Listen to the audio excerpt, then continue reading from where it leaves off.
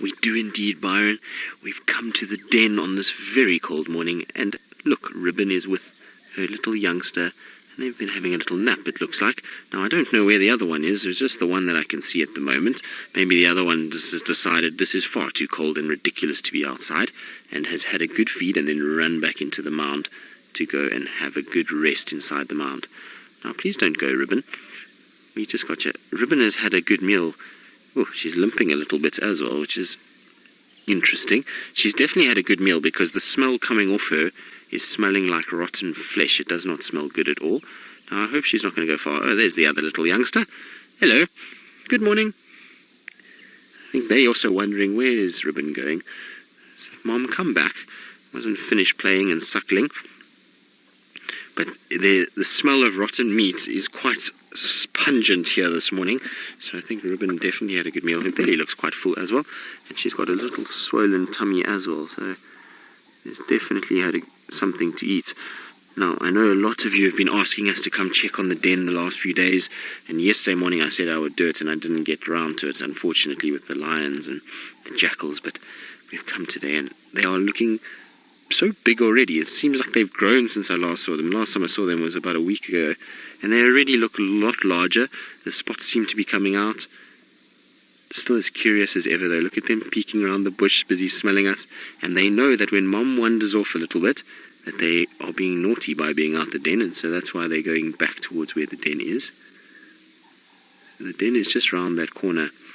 Now I'm hoping Ribbon hasn't gone far and that she does come back again, so that we can get and spend some time here with these little ones. They're such entertaining characters. Hello. See them peeking around the bush. There it goes. So they are very curious. John, I agree, they are. They're growing at a rate of knots at the moment. They're getting very, very large very quickly. Now, I think they've run off to the den because they know that Ribbon is gone and that it's not safe to be outside of the den, so they've gone a little bit closer. So I'm just going to try and pull round and just see if I can see where Ribbon's gone, because if Ribbon has left, then generally we don't spend too much time at the den. We don't like to be here with just the little ones and no sign of Mom, because ultimately it can be a little bit dangerous if, let's say, a leopard or lion see our vehicle and come and investigate what's going on. Could potentially cause a problem for the little ones, so we tend not to try and view them when they're so small. So a lot of you are wondering if this carcass smell could be maybe they fed off that injured zebra. Well, that very well could be, because there has been no sign of that zebra that I've seen in the last little bit.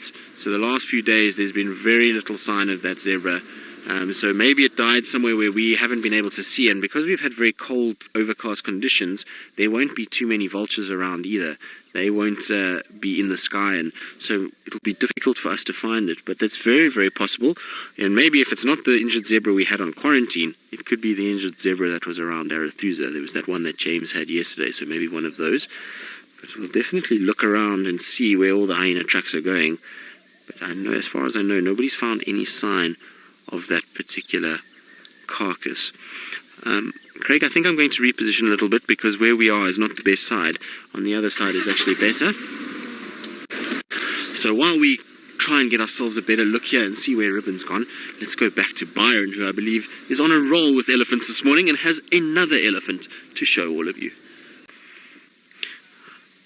Well, we have a cuteness overload of these two little ones that are just peering at us from their hole in the mound, and they've been playing with what looks like a bone in the background there. You can see the little one has got it in its mouth at the moment, and the other one has been very wary of us. It's been watching very intently, listening to all the sounds that are coming from me and Craig speaking to one another.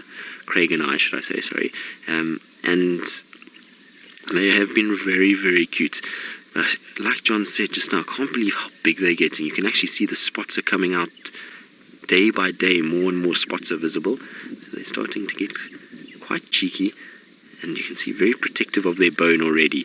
You can see how they try and bully one another to get to the bone.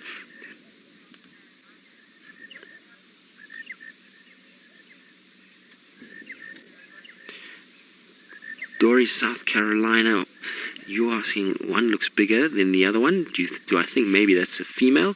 Well, it's possible, although if you see there now, they're standing at the same level, their backs are pretty much the same height, so they're almost the same size. I think that the one closest to us, when I was here the other day, that one looks like it does have small genitalia for a male, so it's obviously very difficult with hyenas, and males and females both possess that, well, the female has that fake male genitalia, and so it's difficult, but the males tend to have a scrotum with testicles inside, and that's the sort of difference between them and the female. So it looks like that one closest to us is a little male, and then the one at the back a little female, possibly. I mean, it's very difficult. I haven't seen the one at the back properly enough to know what it is, but I think the one closest to us is a little male, and that would make sense because the one at the back, the darker one, tends to bully this little one, the one closest to us, a lot more. You find that one bites it a lot. It also, now with the bone, you can see it pushed it away and has got the bone for itself, and the other one's now taken hold of a stick. So it seems like the darker one could be a female. It is very, very possible. But when they're this age, it's hard to make a 100% call until you get to see them really close up. And I haven't seen the darker one close enough and sort of turned away from me to be able to know whether it's female or male. But just the behavior tends to suggest that it might be a female.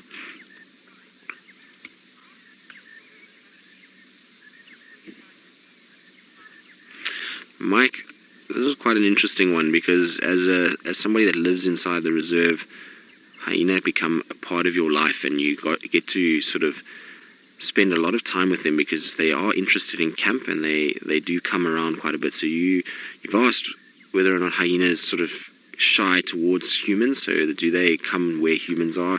And the answer to that is yes, but not because of the human element. It's because of what we produce. We have all kinds of waste that we produce, particularly garbage from food, from kitchen, and so you can imagine that smell drifts in the air, and the hyenas then sniff it, and they come and they investigate what's going on, and then they come in pretty much nightly, and they get used to the fact that people are around, so they often do come quite close to people, and they're not particularly perturbed by their presence.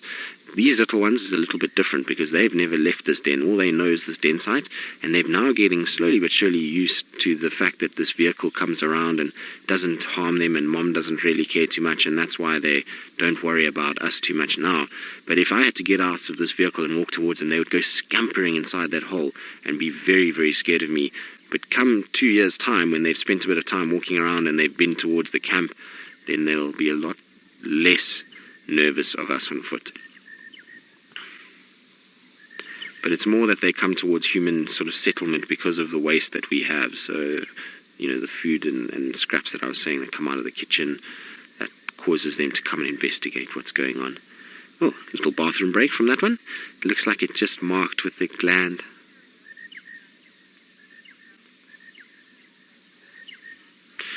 Marco, the curiosity factor doesn't indicate a male or female.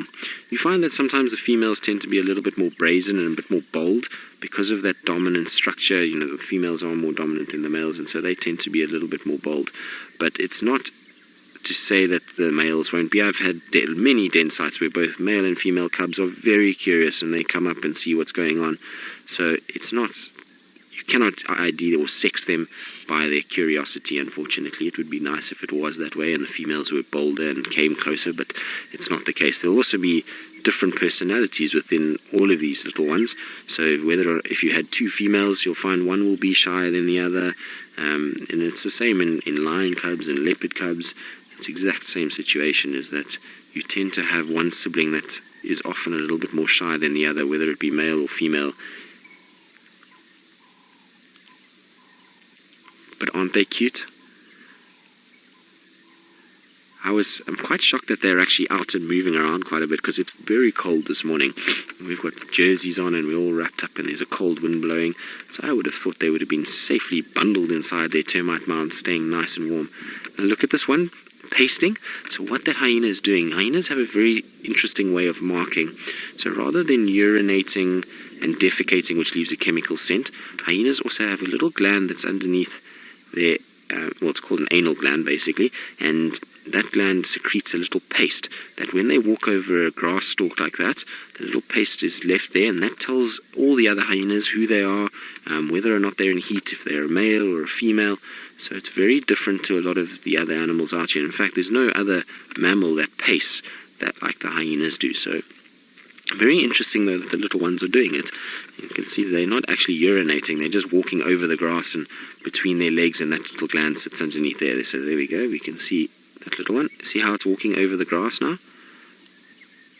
And then they'll just deposit a little secretion on that grass and then walk away. Now on the spotted hyena, the secretion is not that noticeable. It's not easy to see it, but on brown hyenas, which we used to get in this area, unfortunately don't get them anymore, they leave a very prominent pasting, and you can see it quite clearly. It's kind of a sort of very light color, white creamy color, and it's on the edge of a grass, typically on roads and places like that. So quite cool to see. And look at how they just disappear in the grass. Once they go in there, they're gone.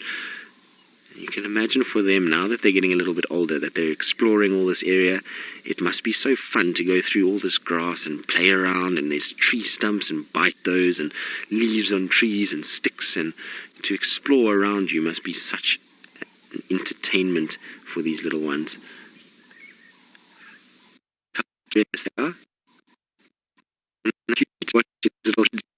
Down, and they lose their nerve a little bit, or the grass gets too long, and back to the den we go.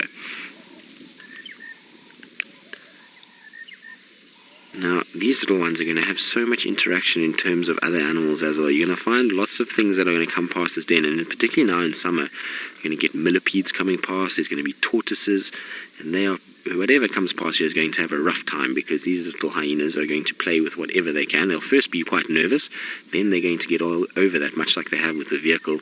Then they're going to start being curious and going and sniffing around, and the more it moves, the more that's going to trigger them to play with it. So I've seen a number of tortoises, unfortunately, lose their life to hyenas.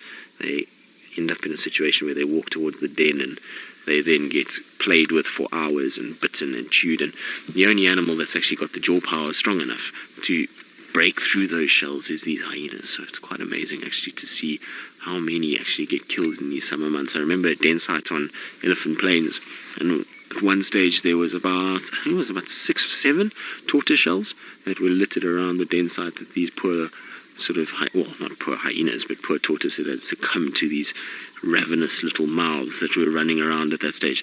There was also in that den at the time, there was 8 of them, so they were a little mob that ran around, and there was 5 of a similar age.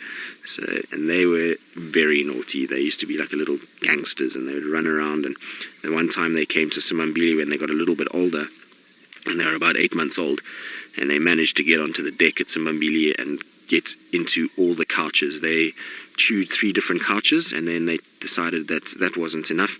They then took a whole bunch of cushions with them and went out into the front of the lodge where there's a pan, and they then pulled all the cushions apart. So when we came down for morning coffee, there's a light that shines over the waterhole. There was just feathers strewn across this whole open area and bits of cushion everywhere, and these hyenas were having a great time. They were running around with cushions in their mouths, throwing things all over the place. It was very funny to watch until I had to phone the boss and the operations manager and tell him that he has to replace a whole bunch of couches, which he wasn't very thrilled about. But it was quite funny to see this sort of behavior, and those 5, it then became a game. We had a sort of cat and mouse game with them for months, trying to keep them out and off that deck, because they would just keep coming and chewing. Every bit of new furniture we got was a chew toy. And eventually I had to come up with gate systems that we had to put up at night after the guests went to bed to stop the hyenas coming up. We had to block off certain places. It was quite fun actually. It was amazing how clever they were and how they figured things out as we would change the parameters, so they would figure it out and then move into a different area. Right, so we're going to carry on watching these cute little guys and see what they get up to, and while we do that, let's go across to James, who's got a little interesting insect. Well, our hyenas have disappeared. They've gone over the back of this termite mound, and little ones are exploring, and now without Ribbon very close by, I don't want to go around and chase them and undo all the good work that we've done by spending time with them and getting them relaxed. So I think we're going to leave them and let them explore. Like I say, if Ribbon was very close by, then I would go round, but she's not. I'm not quite sure where she is. She's lying somewhere in the long grass, quite far away. Like I say, I don't want to scare the cubs and let them run into the den and get nervous of the cars again. So we're just going to slowly go out. But what a wonderful morning it was with them. They were very, very cute this morning. Hopefully when I start they don't get a fright and come running.